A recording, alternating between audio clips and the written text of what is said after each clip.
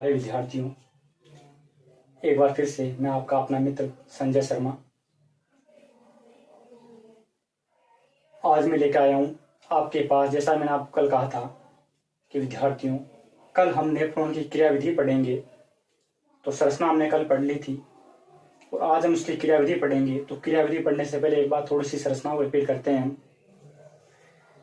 Nephron का प्रारंभिक भाग प्याले नुमा संरचना के रूप में होता है, जिसे बोमन संपुट कहते हैं। बोमन संपुट में रुधिर नलिकाओं का गुच्छा पाया जाता है, जिसे ग्लोमेरुलस कहते हैं। बोमन संपुट और ग्लोमेरुलस को एक साथ मेलपिगी इकाई भी कहा जाता है। बोमन संपुट का शेष भाग पत्नी नलिका रूपी संरचना के रूप में होता है, जो तीन भागों समीपस्थ कुंडित नलिका, हेनले का लूप और दूरस्थ कुंडित नलिका में बटा होता है। हेनले का लूप एक यू आकार की संरचना होती है। दूरस्थ कुंडित नलिका अंत में जाकर संग्रह वाहिनी में खुलती है और अपनी ओर की संग्रह वाहिनी मूत्र नलिका में खुलती है। तो विद्यार्थियों, यह तुम्हारा कल का पॉइंट था। आज हम संरचना के बाद नेफ्रॉन की क्रियाविधि पढ़ेंगे। क्रियाविधि का मतलब है बच्चों कि हमारे शरीर में जो मूत्र है, उस मूत्र का निर्माण करने में कि मूत्र का निर्माण किस प्रकार से होता है, किस प्रकार से नेफ्रॉन ये कार्य करता है। तो आज हम समझ जाएंगे कि मूत्र का निर्माण किस प्रकार से होता है, जो कि हमारे जीवन की, हमारे शरीर का इंपॉर्टेंट क्रिया है। और हमें कहते हैं कि साइंस है वो हमें कारण बताती है, और साइंस पढ़ने से बड़ा मजा आता है कि उसमें कारण का पता चलता है। तो आज हम हमारे शरीर में नेफ्रॉन किस प्रकार मूत्र बनाता है उसके बारे में पढ़ेंगे। ध्यान रखना है विद्यार्थियों, नेफ्रॉन की क्रियाविधि मैंने कहा है 3 चरणों में पूर्ण होती है। पहले प्राणिसंदन या छानना, 2 नंबर चयनात्मक पुनः अवशोषण, 3 नंबर स्त्रवण। तो आपको ध्यान रखना है, जब भी क्वेश्चन आ जाए कि नेफ्रॉन क्रियाविधि कितने चरणों में पूर्ण होती है, तो आपको 1 नंबर के क्वेश्चन में बताना है 3 चरणों में पूर्ण होती है। प्राणिसंदन या छानना, चयनात्मक पुनः अवशोषण और स्त्रवण। अब मैं आपको एक एक करके इस पूरे इसी के अंदर सारा समझा दूंगा कि मूत्र निर्माण किस प्रकार होता है। बस आपको थोड़ा ध्यान रखना है बच्चों। सबसे पहले मैं 1 नंबर लगा के आपको प्राणिसंदन या छानना क्या है उसके बारे में बता रहा हूँ। देखिए विद्यार्थी, मैंने आपको कल बताया था कि ये ग्लोमेरुलस है। इसमें ये जो प्रवेश करे उसे बोलते हैं अभिवाही धमनिका, जो बाहर जा रही है उसे बोलते हैं अपवाही धमनिका। और ये जो चारों आपको नजर आ रहा है, ये हमारे से उर्वरक नलिका के चारों ओर रुधिर केशिकाओं का गुच्छा है। आपको गुच्छे नुमा संरचना नजर आ रही है, तो ध्यान रखना है इस क्षेत्र में ये जो संरचना है ये रुधिर केशिकाओं का गुच्छा है। तो मैं स्टार्टिंग करता हूं कि नेफ्रॉन क्रियाविधि 3 चरणों में पूर्ण होती है। नंबर 1 के बारे में आपको बता रहा हूं कि इसमें आप क्या लिखोगे। प्राणिसंदन या छानना 1 नंबर लगा के, एरो लगा के क्या लिखोगे आप।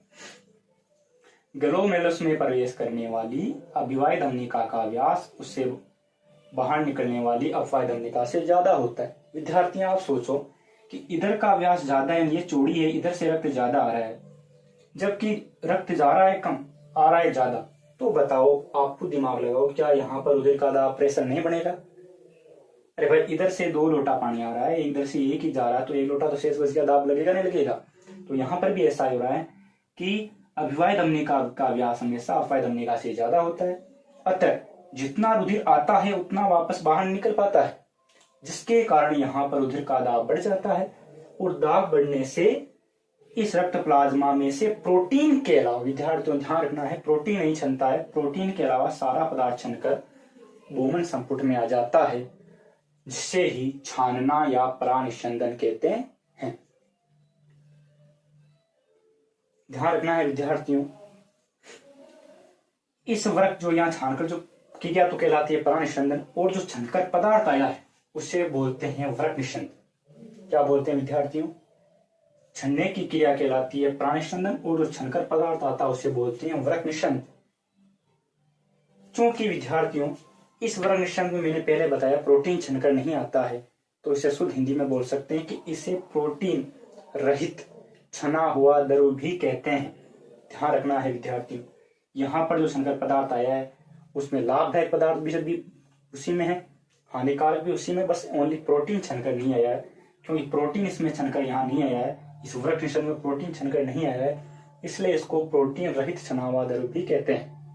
क्योंकि क्या हमने पढ़ा यहाँ तक विद्यार्थी, उसमें क्या पढ़ लिया हमने, इतना ध्यान रखना आपको कि ग्लोमेरुलस में प्रवेश करने वाली अभिवाही धमनिका का व्यास बाहर निकलने वाली अपवाही धमनिका से ज्यादा होता है। अतः जितना रुधिर ग्लोमेरुलस में प्रवेश करता है उतना निश्चित समय में बाहर नहीं निकल पाता है, जिससे ग्लोमेरुलस में रुधिर का दाब बढ़ जाता है और दाब बढ़ने से रुधिर प्लाज्मा में से किसके अलावा विद्यार्थियों, प्रोटीन के अलावा सारा पदार्थ छनकर बोमन संपुट की गुहा में आ जाता है।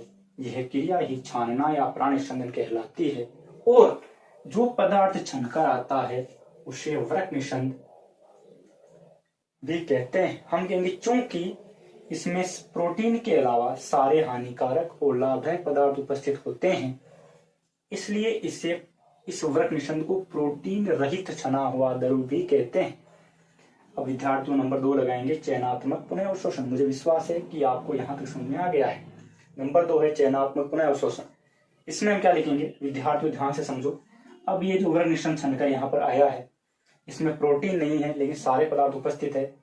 अब ये वृक्क निस्संद जैसे यहाँ से होता हुआ इस संपस्क कुंडलिका के अग्रभाग यहाँ पहुंचेगा, तो यहाँ पर क्या होगा विद्यार्थियों, यहाँ पर इस सारे वृक्क निस्संद में से 4-5 जो इंपोर्टेंट पदार्थ है, पोषक पदार्थ है जो हमारे शरीर के लिए आवश्यक है, उनको यहाँ से बाहर निकाला जाएगा। बाहर निकालने का मतलब विज्ञान की भाषा में इसी सारे पदार्थ में से पोषक तत्व जो होते हैं हमारे शरीर के काम के हैं, उनको तो बाहर निकाल लिया जाएगा, अवशोषण कर लिया जाएगा, बाकी कचरा इसी में रह जाएगा। हम क्या कहेंगे, जब ये वृक्क निस्संद संपस्क कुंडलिका के आगे के भाग अग्रभाग में पहुंचता है, तो यहाँ पर प्रोटीन नहीं लिखना है क्योंकि प्रोटीन अभी इसी ऊपर रह गया है। यहाँ पर विटामिन, ग्लूकोज, खनिज लवण, एमिनो अम्ल आदि का अवशोषण कर लिया जाता है और अवशोषित पदार्थ को विद्यार्थियों कहाँ डाल दिया जाता है, ये जो चारों ओर लिपटी हुई केशिकाओं का जाल है, इस जाल में उस अवशोषित पदार्थ को ट्रांसफर कर दिया जाता है, डाल दिया जाता है। अब विद्यार्थियों आप बताओ, ये वृक्क निस्संद है, पदार्थ है गाढ़ा, इसमें से मैंने इतने सारे पदार्थ बाहर निकाल दिए। पानी से बना हुआ पदार्थ था गाढ़ा, उसमें से मैंने इतने पदार्थ बाहर निकाल दिए, विटामिन, ग्लूकोज, एमिनो अम्ल, लवण, हार्मोन, तो पीछे तो केवल पानी पानी बच गया, नहीं बच गया विद्यार्थियों। तो हम क्या कहेंगे, ऐसा करने से इस वृक्क निस्संद में पानी की मात्रा ज्यादा हो जाएगी, सांद्रता ज्यादा हो जाएगी और विज्ञान का नियम कहता है कि पदार्थ हमेशा उच्च सांद्रता से निम्न सांद्रता की ओर प्रवेश करते हैं। अर्थात अगर वृक्क निस्संद में पानी ज्यादा रह जाएगा तो उच्च सांद्रता यानी इस वृक्क नलिका से परासरण क्रिया द्वारा कहां चला जाएगा, वो भी इस केशिकाओं में चला जाएगा।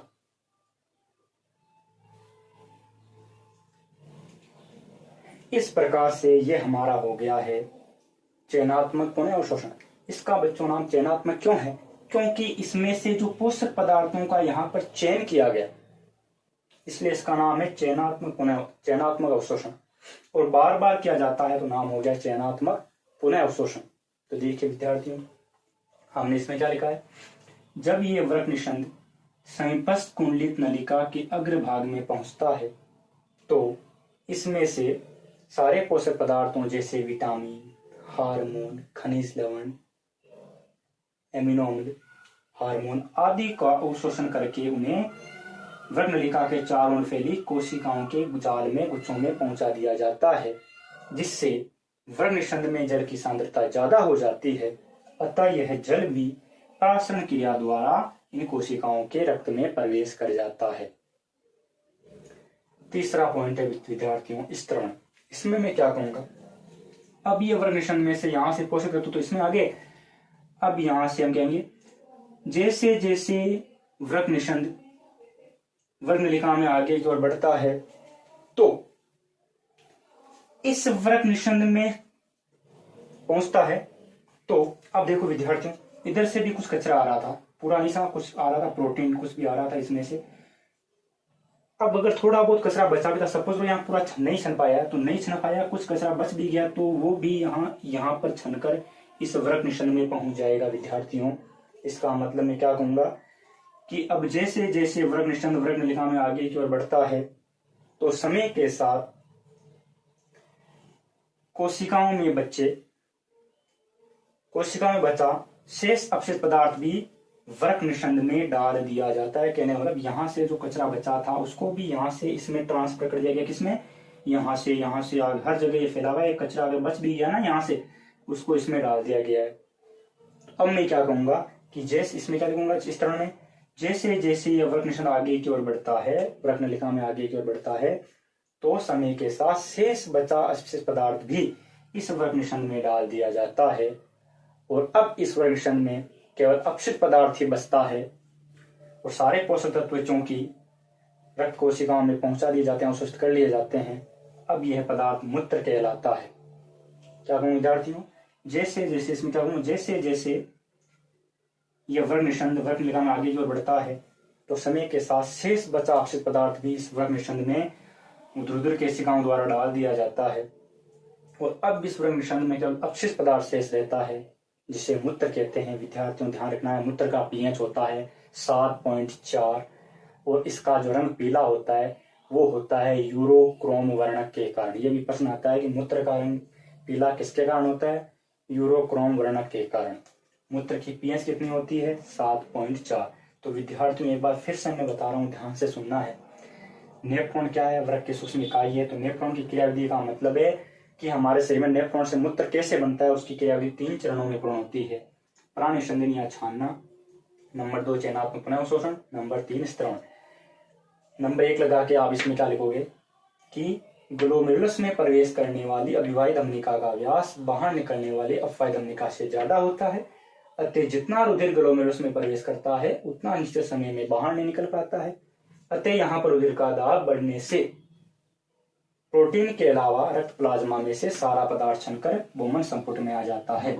यह क्रिया प्राणिसंघन कहलाती है और इस छनकर आए पदार्थ को वृक्क निषंद कहते हैं। चूंकि इस वृक्क निषंद में प्रोटीन के अलावा सारे हानिकारक और लाभदायक पदार्थ उपस्थित होते हैं, अतः वृक्क निषंद को प्रोटीन रहित छना हुआ द्रव्य भी कहते हैं। नंबर 2 लगेंगे चयनात्मक पुनःअवशोषण। इसमें क्या लिखोगे विद्यार्थियों? जब ये वृक्क निषंद समीपस्थ कुंडली नलिका के अग्रभाग में पहुंचता है तो इसमें से पोषक पदार्थों जैसे विटामिन, हार्मोन, खनिज लवण, एमिनो अम्ल आदि का अवशोषण करके उन्हें वृक्क नलिका के चारों ओर फैले कोशिकाओं का जाल उसके रक्त में पहुंचा दिया जाता है, जिससे अब वृक्क निषंद में जल की सांद्रता ज्यादा हो जाती है। अतः ये जल विप्राशन क्रिया द्वारा केशिकाओं के रक्त में पहुंच जाता है। नंबर 3 बात करते हैं स्त्रवण। हम कहेंगे अब जैसे यह वृक्क निषंद वृक्क नलिका में आगे की ओर बढ़ता है तो समय के साथ इस वृक्क निषंद में शेष बचा अपशिष्ट पदार्थ भी डाल दिया जाता है और अब इसमें केवल अपशिष्ट पदार्थ शेष रह जाता है जिसे ही मूत्र कहते हैं। मूत्र का पीएच 7.4 होता है विद्यार्थियों और इसका रंग पीला होता है, वो यूरोक्रोम वर्णक के कारण होता है। मुझे पूर्ण विश्वास है विद्यार्थियों कि आपको नेफ्रॉन की संरचना और नेफ्रॉन की क्रियाविधि दोनों 2 दिनों में समझ में आ गई है। मैं आपसे वादा करता हूं कि अगर आप डेली इसी प्रकार पूरी वीडियो मेरे देखते रहे और चैनल को सब्सक्राइब नहीं किया तो उसको आप कर देना ताकि मेरे नोटिफिकेशन आपको मिलते रहे वीडियो के।